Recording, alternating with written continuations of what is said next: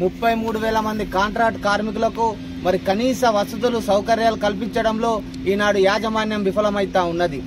ఒకే కుటుంబం, ఒకే లక్ష్యం, ఒకే గమ్యం అని చెప్పుకునే సింగరేణి యాజమాన్యం మరి కాంట్రాక్ట్ కార్మికులకు కనీస వేతనాలు అమలు చేయడంలో ఎందుకు సౌతి తల్లి ప్రేమను చూపిస్తా ఉందని చెప్పేసి మరి సింగరేణి కాంట్రాక్ట్ వర్కర్స్ యూనియన్ గా మేము ప్రశ్నిస్తా ఉన్నాం. ప్రతి నెల కాంట్రాక్ట్ కార్మికులకు 7వ తేదీన వేతనాలు చెల్లించాలని చెప్పేసి సర్క్యులర్ జారీ చేసిన యాజమాన్యం మరి ఎందుకు దాన్ని అమలు పరచలేకపోతుంది అని చెప్పేసి మేము ప్రశ్నిస్తా ఉన్నాం.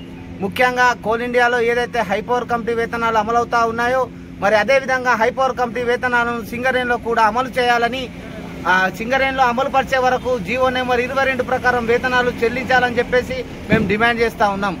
2022 సంవత్సరం సెప్టెంబర్లో జరిగిన 18 రోజుల సమ్మె సందర్భంగా మరి ఆనాడు ఒప్పుకున్నటువంటి యాజమాన్యం అటువంటి ఒప్పందాలను ఎందుకు అమలు పరచలేదని చెప్పేసి మేము ప్రశ్నిస్తా ఉన్నాం.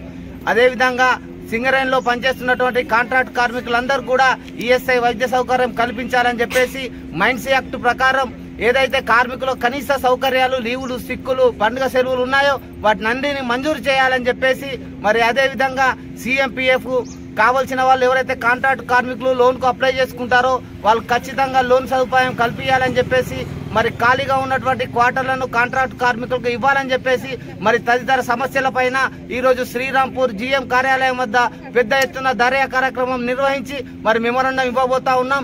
ఇప్పటికైనా యాజమాన్యం వెంటనే స్పందించి పరిష్కారం చేయకపోతే భవిష్యత్తులో ఆందోళనను మరింత ఉధృతం చేస్తామని చెప్పేసి ఈ సందర్భంగా యాజమాన్యాన్ని హెచ్చరిస్తా ఉన్నాం.